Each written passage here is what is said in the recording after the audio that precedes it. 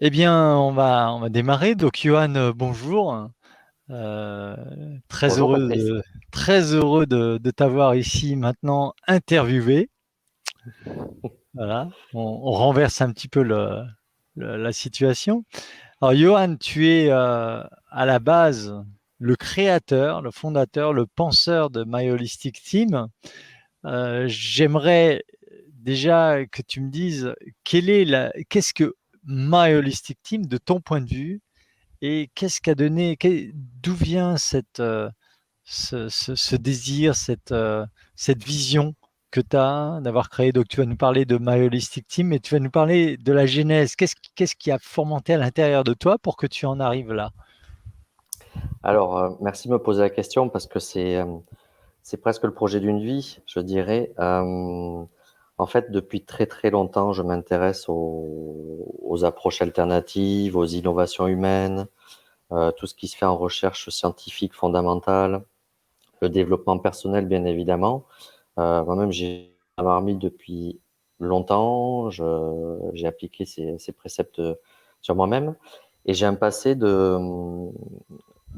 enfin, j'étais salarié dans des entreprises euh, et j'ai pu constater qu'il y avait des problématiques dans les entreprises. Mais une fois qu'on avait réglé tous les problèmes techniques, organisationnels, ben, on touchait à l'humain. Et je me suis dit, il y avait certainement à l'époque quelque chose à faire entre les problématiques humaines qui résident et puis des nouvelles approches, des nouvelles réflexions, des nouveaux concepts au niveau du développement personnel et de la science. Et je me suis dit, il y a vraiment quelque chose à faire. Et quand j'en ai pris conscience, ça c'était à peu près en 2010, quand j'ai quitté le monde du salariat, je me suis dit, ben, je vais vouer mon projet professionnel à essayer de réfléchir à une approche qui prend la reliance entre toutes ces sphères.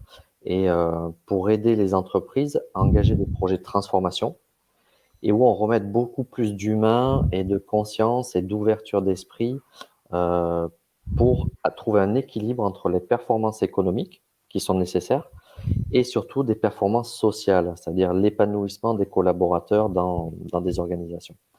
Donc ça me tenait à cœur. Et puis la vie est magique parce que sur mon parcours, j'ai rencontré des personnalités, des personnes très atypiques, avec des vraies pépites, des talents. Et du coup, ben, pour mon plaisir, je faisais des interviews. Je rentrais dans le détail de qui ils étaient avant de ce qu'ils faisaient, avant de savoir ce qu'ils faisaient. Et petit à petit, je me suis dit, ben, ça peut être pas mal de regrouper tout ce petit monde, tous ces talents, et puis de les faire connaître. Et puis mon rôle, parce que ça me plaît énormément, c'est d'accompagner les organisations, de leur faire comprendre ces enjeux de transformation et de leur expliquer, ben, écoutez, vous avez sur le territoire, là où vous êtes, des professionnels qui sont non conventionnels, mais qui ont une vraie valeur ajoutée pour opérer des changements et des transformations profondes.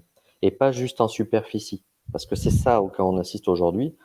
Mais la faveur de la crise aidant, les besoins des entreprises vont beaucoup plus sur des projets de transformation profonde. Voilà. Et Alors, donc, je suis arrivé au point. Oui, qu'est-ce qui vas-y. t'as vu tout de suite, il y avait une ouverture sur quelque chose qui n'avait pas déjà été expérimenté? Oui. En fait, ce que j'ai pu, en faisant du benchmark, un peu de veille, je me suis rendu compte que les profils atypiques étaient pas suffisamment valorisés. Et d'ailleurs, on est dans une société qui les valorise pas suffisamment.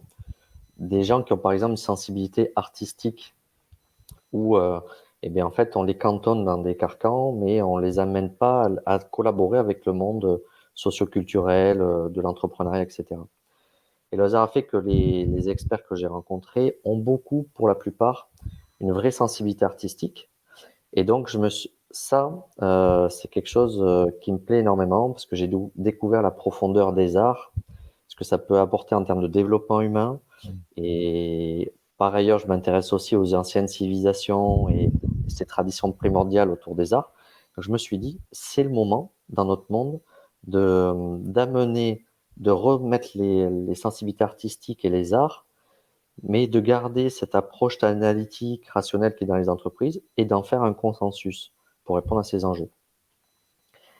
Et c'est toute la beauté voilà, de toute l'équipe de My Holistic Team, c'est d'avoir des profils complètement différents, mais qui vont aller chercher des talents cachés que les salariés n'ont pas l'habitude de pouvoir exploiter dans leur périmètre fonctionnel, mais sortis de ce cadre-là, et ben en fait, ils se révèlent. Et aujourd'hui, on a plus de talents cachés pour opérer des transformations dans l'entreprise. Alors justement, tu parles de l'aspect artistique, créatif des talents. Comment tu te retrouves à les sélectionner? Parce qu'il y a quand même énormément de gens qui ont énormément de talents. Est-ce que tu laisses la vie te guider? Est-ce que c'est du bouche à oreille ou est-ce que tu cibles spécifiquement des complémentarités pour pouvoir permettre d'offrir une palette complémentaire justement aux entreprises et aux chefs d'entreprise que tu côtoies? Alors en fait, la vie est bien faite et je crois pas au hasard en fait. Il y a que des rendez-vous. Et en fait, on m'amène soit par de bouche à oreille, on me dit, ben, tu sais, Johan, par rapport à ton projet, je connais quelqu'un dans mon réseau et il a un peu la même sensibilité que toi, tu partages les mêmes valeurs, ça vaudrait le coup que vous vous contactiez. Et souvent, ça marche comme ça. Ou alors, tout simplement, c'est des personnes que j'ai rencontrées à titre amical, dans des discussions informelles. Et puis, en fait, ils m'ont expliqué ce qu'ils font, ce qu'ils développent, leur projet. Et puis, euh, et puis, en fait, ils m'ont fait valoir toute leur dimensionnalité de valeur et de sensibilité à cette ouverture humaine. C'est quelque chose, un socle. Par contre, je suis très vigilant. Autant je peux être moins attentif sur la technicité, mais par contre, la dimensionnalité de l'être, c'est fondamental. Et il y a des critères importants là-dessus sur lesquels je suis très vigilant pour faire rentrer les personnes dans le groupe. Et, euh, et Est-ce ça, c'est, que, oui. pardon, vas-y, s'il te plaît. C'est- Et ça, Et du coup, quelque part, c'est comme si il y avait une magie parce que, en fait, depuis que je sais que c'est un des critères fondamentaux, on m'envoie des personnes. J'ai pas besoin de faire de sélection, en fait, comme si j'avais un portefeuille et puis, bon, toi, oui, toi, non. En fait, ça se fait naturellement et ça, c'est magique. alors justement, comment les personnes réagissent à cette approche que tu as, parce que c'est quand même une approche novatrice. Toi, tu as vraiment la capacité de faire le pont entre les valeurs, on va dire, thérapeutiques, humaines, humanistes, avec la dimension voilà, des enjeux de coaching. Et Mhm. puis, clairement, l'industrie qui a des besoins, qui a un désir et qui est habituée à certains paradigmes. Comment tu arrives à communiquer ça et comment les gens réagissent, comment ces talents réagissent à cette proposition? Alors, la première approche, déjà, au niveau des entreprises, ma force, c'est d'avoir côtoyé et j'ai travaillé dans des comités de direction. Donc, je sais exactement les enjeux de rentabilité, de performance économique. Et notamment, la vie a fait que j'ai rencontré des grands spécialistes des systèmes de mesure. Hmm. Et donc, pour parler le langage de l'entrepreneur, c'est important de se mettre aussi à sa portée en termes d'attente. Et donc, j'ai défini tout un concept de système très précis de mesure qui allie les indices de bien-être au travail, les indices de santé globale et l'évaluation de la perception des collaborateurs, en fait, de la qualité de vie au travail. Parce que ce qui compte finalement, c'est pas que ce soit quelqu'un ou un cabinet qui vienne travailler dans votre entreprise, elle est bonne. C'est est-ce que mes collaborateurs, ils ont le ressenti, si c'est parfois subjectif, ressenti qu'en fait, ils se sentent bien dans leur organisation, qu'ils se sentent reconnus, épanouis. Et ça, c'est très important. Et de mettre en place ces systèmes de mesure, quelque chose de très important, c'est que je parle souvent de coûts compressibles induits par le mal-être au travail. Et ça, aujourd'hui, ça représente à peu près 1500 euros par mois, par salarié, dans chaque entreprise. Ça fait à peu près, allez, on va arrondir à 15 000 euros par an. Donc ça, c'est des choses qui ont été mesurées, factuelles. et donc qui parle aux chefs d'entreprise. Et le fait de prendre conscience du volet économique, et de le mesurer, ça incite aussi à dire, ben voilà, ça a des incidences économiques. Bien évidemment, je me rends compte que ça a des incidences psychologiques sur le bien-être au travail, y compris sur l'impact sociétal.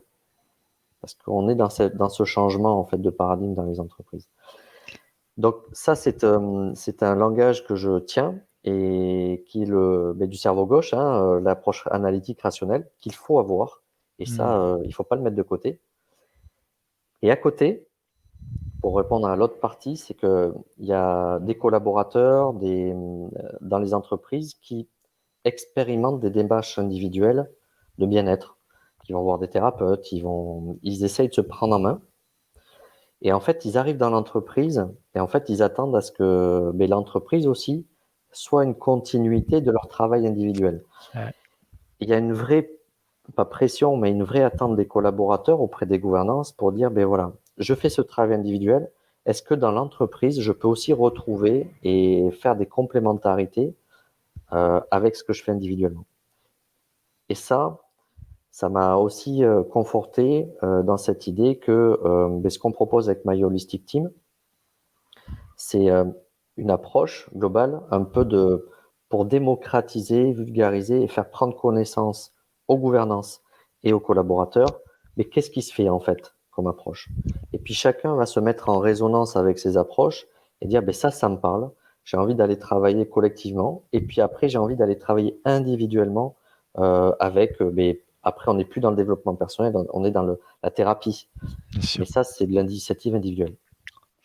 Et du coup, tu parles de social, tu parles de solidarité. Donc, toi, tu es quand même assez féru de tout ce qui est économie sociale et solidaire. Comment tu amènes ce discours auprès d'entreprises qui sont quand même, on va dire, dans les anciens systèmes, hein, avec tout ce qu'on apprend dans les écoles de commerce et les démarches qui souvent sont déshumanisantes? Comment tu arrives à faire passer ce message dans un environnement qui, on le sent, est quand même fragile ou fragilisé, mais où beaucoup tentent de se raccrocher à ce qu'ils connaissent? Mais en fait, c'est assez simple, c'est que la période qu'on vit aujourd'hui, en fait, est quelque part très difficile, très anxiogène, mais aussi et pousse à transformer la vision des choses. Aujourd'hui, les entreprises, elles sont face à un enjeu crucial qui a jamais été aussi exacerbé, c'est la question du sens. Ils ont du mal à recruter des talents parce que la jeune génération, les millennials, c'est ceux qui suivent, euh, n'acceptent plus de venir juste travailler. Ils veulent que le projet qu'on leur propose soit en résonance au niveau du sens avec leur propre projet de vie. Ça, c'est un facteur clé et que les DRH ont commencé à anticiper, mais en fait, ils viennent prendre une vraie vague par rapport à cette attente. Et donc, aujourd'hui, ce que proposaient les entreprises ne convient plus à cette génération qui, il faut le rappeler, représente aujourd'hui plus de 50% dans la pyramide des âges des entreprises. Voilà. En dépit des écoles qui continuent à former quand même avec les anciens systèmes. Oui, complètement, parce qu'en fait, ils sont formatés là-dessus, mais en fait, leur ADN est dans la question du sens. C'est je fais quelque chose qui me plaît et qui résonne en moi. Donc, la force de ces jeunes-là, c'est qu'ils ont aussi la capacité, OK, je prends un schéma qu'on me propose, parce qu'en fait, ça répond à un schéma d'entreprise. Mais ils sont de plus en plus conscients que j'étudie pour rentrer dans ce moule, mais malgré ça, je vais quand même faire valoir ma différence et assumer en fait ce que je veux et ce que je ne veux pas. Et ça, c'est très intéressant. Et en plus, il y a un enjeu de cohésion intergénérationnelle, et ça, je suis très sensible à ça, c'est-à-dire d'amener les managers et qui sont d'une génération qui ne sont pas forcément des millennials, mais plus antérieurs, et à comprendre leur code, et aussi les millennials de comprendre que on peut avoir plein de choses et d'envies, mais on a besoin de nos aînés pour structurer et bonifier en fait toutes les super idées que cette génération a. Donc il y a à vivre ensemble Et l'entreprise n'est plus seulement juste un espace de travail, c'est pour moi un espace de sociabilisation et pour évoquer des sujets qu'on n'a pas l'occasion d'évoquer dans la famille, comme l'intelligence artificielle, la bioéthique, le rapport au sens au travail, les la gouvernance, toutes ces choses-là viennent sur le terrain de l'entreprise et c'est plus juste un lieu de travail. Alors justement, c'est intéressant parce que dans les critères et les offres que tu proposes, et puis après on va en venir à quel est justement on va dire le process, la démarche, hein, comment tu te comportes vis-à-vis d'un chef d'entreprise ou vis-à-vis de la chambre de commerce et d'industrie, et quelles sont leurs réactions actuelles.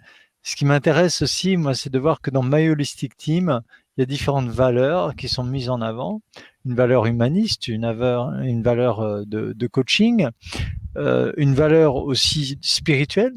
Alors, je pense que spirituel, faut l'entendre aussi dans le terme Mmh. philosophique, hein. Il n'y a pas que l'aspect religion.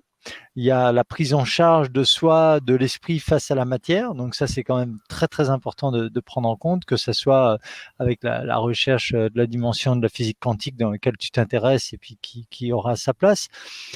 Comment tu arrives à amener cette notion de spiritualité dans un cadre où, bon, souvent, bah, justement, et notamment là, toi, tu es basé au Portugal pour l'instant, Mmh. il y a quand même, c'est un pays très religieux, et la spiritualité, au cadre de l'entreprise, des fois, ça fait un petit peu tâche, même si individuellement, comme tu le disais tout à l'heure, ça part de quelque chose qu'on a envie peut-être de voir, mais qu'on n'ose pas développer ou en parler collectivement. Aujourd'hui, quand tu mentionnes spiritualité, humanisme au cœur de l'entreprise, quelles sont les réactions?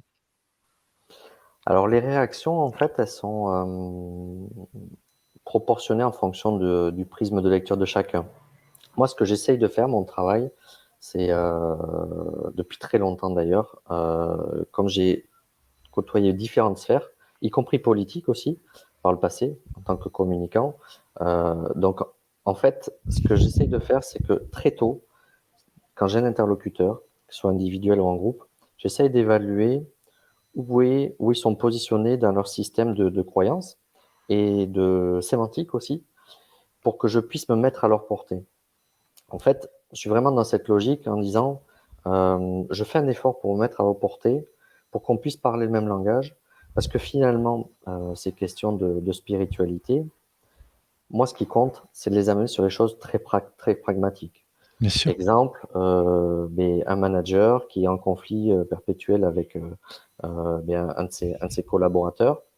Mais la spiritualité, c'est essayer d'avoir des clés de compréhension de qu'est-ce qui se joue mutuellement en tant que miroir, en tant que conditionnement, comment je peux avoir connaissance de ça, vivre mon émotion, mais sans la diriger vers la personne, et après, derrière, opérer des changements, c'est-à-dire des changements de comportement. Et en fait, c'est c'est un bien grand mot, la spiritualité, mais il faut être pragmatique. Et quand on l'amène sur des choses très pragmatiques transposées dans le cadre du travail, mais ça parle aux gens. Et en fait, ils disent, ah, mais ça, c'est de la spiritualité? Moi, je leur dis, ben oui. Voilà, c'est avoir le courage de changer notre comportement, d'avoir l'humilité de se dire, ben, ok, j'ai des choses qu'il faut que je prenne en compte, que j'évolue, je fasse évoluer, et on est tous dans le même cas. Peu Oui, puis importe si on est manager ou pas. Mm. surtout que c'est aussi spiritualité, c'est aussi vu. Alors, il y a l'aspect philosophique qu'on vient de mentionner, hein, de opposition de matière vis-à-vis de l'esprit, mais il y a aussi la quête de sens, la quête Oui. de libération, et donc les démarches qui s'y rattachent et que tu proposes au travers de My Holistic Team et des différents talents que tu amènes, offre des possibilités de rituels, d'initiation, développement personnel, sans rentrer dans le New Age, entre guillemets. Et tout ça, ça fait partie de la spiritualité. Et c'est important, quand tu dis dans les valeurs pragmatiques, de rappeler ça. Et c'est chouette que les personnes en face de toi puissent l'entendre. Alors, pour, pour l'entendre, effectivement, en fait, c'est de trouver le bon curseur. Et après, c'est un vrai exercice de style, hein. C'est euh, de plus en plus, je m'aguerris là-dessus, des choses à expérimenter, mais c'est un vrai exercice de style parce qu'on est face aussi à un manque de pédagogie de nos institutions et de formation à ce sujet-là. Donc Mmh. en fait, en même temps, il faut faire ce travail de pédagogie. Et souvent, je dis, on ne peut pas parler de ces sujets en 2 minutes. C'est-à-dire que la personne qui a vraiment envie, on prend, on se pose et vraiment on fait ce travail et je transmets justement des clés de compréhension. La science, et parce que je suis passionné de science aussi et de la science fondamentale telle qu'aujourd'hui elle est la véritable science, hein, la vraie recherche où on n'exclut aucune hypothèse. Bien C'est sûr. celle-là qui m'intéresse. Et aujourd'hui, on a des clés, mais formidables. Et tu as parlé de la physique quantique. Moi, je suis un adepte de la science unifiée, et notamment de Nassim Haramein, qui est pour moi voilà, un de mes idoles. Et j'aime bien cette notion de reliance entre conscience, science, spiritualité et pragmatisme, hein. Et, et en fait, quand on est face à certains publics, l'outil de la science permet de rassurer et démystifier en fait cette notion de spiritualité. Et c'est super important. Génial. Alors, je suis un chef d'entreprise ou je suis un responsable du centre enfin, du système de commerce, Mhm. chambre de commerce et d'industrie, pardon. Donc il y a Johan qui vient me voir et qui me propose cette démarche. Comment ça se passe? C'est quoi les étapes fonctionnelles? Alors très simplement, il y a deux axes. Soit là, je publie en fait un catalogue de formation via la CCI et aussi pour les intra-entreprises en fait, et qui regroupe en fait toutes les expertises des experts de My Holistic Team. Donc ça peut être un premier point d'entrée où par exemple le DRH il tombe sur une formation et il se rend compte que ça, cette formation, a priori avec ce que je vois dans le titre, ça pourrait répondre à des besoins que j'ai auprès de mes équipes. Donc là, en fait, le DRH m'appelle et du coup, on prend le temps ensemble pour que je puisse lui expliquer le contenu de ces formations, pourquoi pas des fois l'orienter vers d'autres formations si je détecte en fait ça répond mieux à d'autres besoins. Et ensuite, mettre en relation les experts qui vont intervenir et faire la formation avec tout un process qui se rapproche des normes standards françaises, Calliope, où il y a un process très établi de formation, avec une identification des besoins, une évaluation à chaud et à froid de la formation, Mm.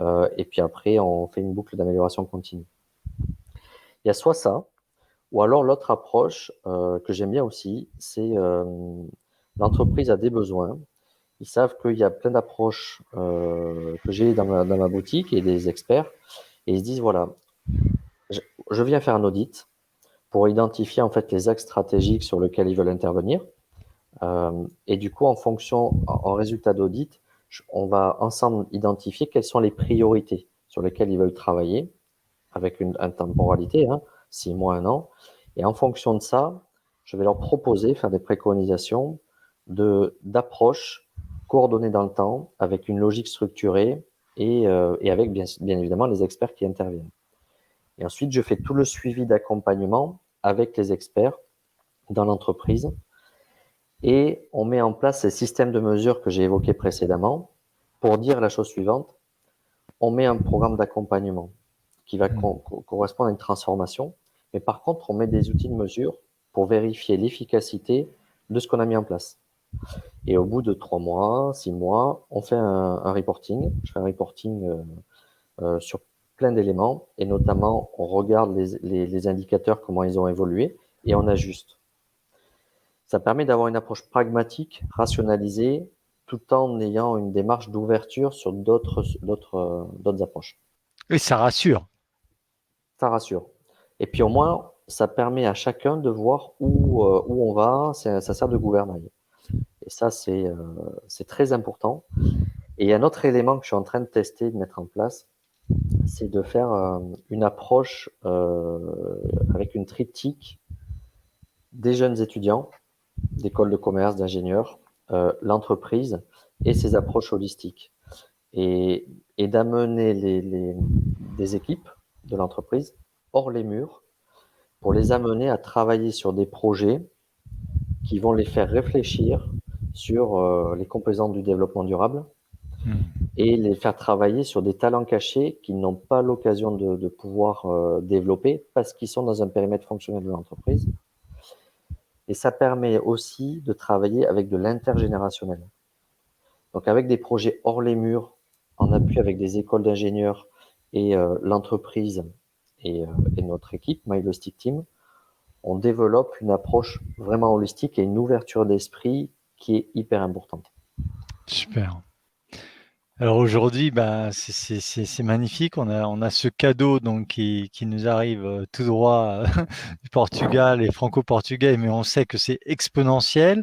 On Mhm. sait que ça va aller dans l'international, justement avec les talents qui aussi ont pu évoluer dans différents environnements à l'international, avec différentes langues, différentes approches.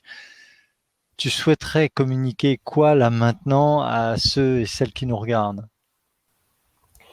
Eh bien, c'est assez simple. Si ce projet vous fait vibrer, si vous avez des talents, peu importe votre différence, mais si vous avez ce socle de valeur résonne en vous, qu'ils puissent me contacter et puis on va échanger, on va rentrer dans le détail sur le fonctionnement et puis les inclure dans une boucle d'intervention dans les entreprises. Et puis aux entreprises, moi je leur donne le message suivant, c'est euh, je me positionne dans une logique d'expérienceur. C'est-à-dire que c'est vraiment du co-développement. Je ne suis pas un prestataire, je suis un co-développeur avec l'entreprise. Et dans ma logique, c'est complètement différent parce que ensemble, on va trouver des idées, on va co-développer, on va faire du feedback, on va tester, on va réajuster. Et puis au-delà de ça, on va vivre des vraies expériences humaines.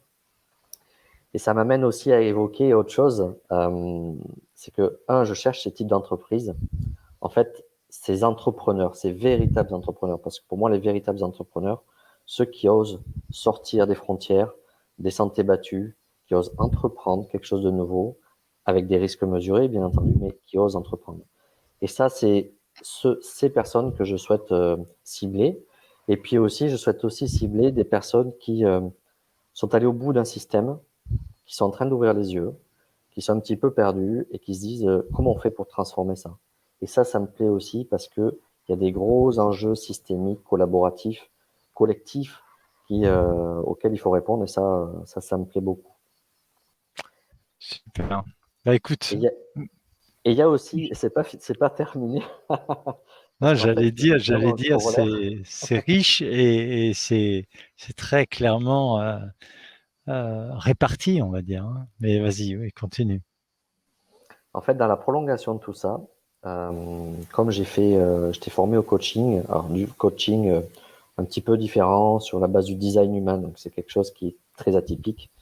Euh, En fait, de plus en plus de coachs viennent me voir, échangent avec moi, et en fait, ils veulent aller chercher quelque chose de complètement différent dans la formation de coaching. Donc, c'est des jeunes accompagnants, et en fait, ça m'a donné l'idée de construire une école de coaching ou d'accompagnant, mais avec un principe complètement différent, c'est-à-dire c'est leur transmettre ce par quoi je suis passé. Parce que je suis pas passé par une école traditionnelle de coaching. Et en fait, c'est un mixte entre beaucoup de choses qui m'a permis en fait de pouvoir faire du coaching comme je le fais aujourd'hui. Je sais qu'il y a certains, ça leur plaît, et je me suis dit, mais pourquoi pas transmettre ça? Et dans les clés de cette école, j'aimerais regrouper les sciences unifiées, les anciennes civilisations avec la tradition primordiale, les dernières recherches en innovation comportementale, et puis des éléments de développement personnel et artistique. Et en fait, de préparer, donner ce socle holistique à des futurs accompagnants et coachs pour qu'ils puissent donner une dimension beaucoup plus importante à leurs accompagnements. Et donc ça, c'est en genèse. Et bon, j'ai déjà de nombreuses sollicitations. Et en 2022, ça va faire partie des projets que je vais lancer et pour faire un labo et voir comment ça répond et trouver des financements. Donc, je cherche aussi des financements de personnes qui seraient intéressées par ce projet et qui voudraient m'aider. Donc ça pourrait être intéressant peut-être de lancer une campagne de crowd participating voir crowdfunding, Voilà. voir quelles seraient les contreparties, mais en tout cas crowdfinancing, crowd participation, et du coup de faire grandir l'équipe, quoi. Voilà. Et le troisième axe, parce que tout est comme ça, je boucle la boucle, c'est que en ayant rencontré pas mal de chercheurs, euh, en fait, je me suis rendu compte et ils me disaient, ça pourrait être intéressant de créer un programme de recherche à grande échelle pour évaluer l'efficacité de ces approches combinées dans le monde de l'entreprise et le lier avec des systèmes de mesure qui soient capables d'identifier l'impact économique, l'impact humain et sociétal de ces démarches avec la robustesse de modèles mathématiques. Parce que, Hmm. en plus, la vie a fait que ma formation de base, c'est que je suis statisticien. Donc, je Ok. connais bien justement les modèles mathématiques et Les algorithmes. les algorithmes. Et donc, du coup, ça fait sens pour moi d'aller investiguer ce champ de recherche qui est au balbutiement, mais qui mérite d'aller un petit peu plus loin. Et donc, les entreprises qui voudraient rentrer dans un programme d'expérimentation, mais aujourd'hui, j'ai des personnes, des membres d'un comité d'éthique scientifique qui est OK pour aller là-dedans. 3 doctorants aussi. Et puis, j'ai d'autres ressources qui se disent, bah, écoute, Johan, quand tu as un échantillon, quand il y a des données suffisamment importantes, nous, ça nous intéresse de travailler là-dessus. Et il y a même peut-être un mécène qui m'a porté son intérêt là-dessus. Mais bon, bien sûr, c'est des grosses études. Donc, j'aimerais aller un peu plus loin. Mais ça, c'est dans les tuyaux et c'est très important parce que ça permet de donner la reliance, toujours la reliance entre la conscience, la science et voilà, l'épanouissement. C'est génial. Bah, écoute, sur ces magnifiques mots, le mot reliance, j'ai envie de dire, parce que c'est vraiment ce qui, pour moi, te caractérise dans ta vision et ta mission. On va te souhaiter plein de belles choses, toi et puis ma holistic team, tous les talents que tu recrutes, dont je fais partie aussi. Et on sait qu'il y a plein de pépites partout dans ce monde. Donc, si vous écoutez ce message, vous avez entendu, soit vous vous reconnaissez en tant que chef d'entreprise, soit en tant que coach, soit vous voulez adhérer au nouveau concept, on a besoin d'aide. Johan demande particulièrement que vous soyez participatif dans vos idées ou même dans des fonds, parce qu'on va avoir besoin de fonds financiers. Et voilà, et on te souhaite en tout cas à toi et à nous tous tout le meilleur pour la suite, quoi.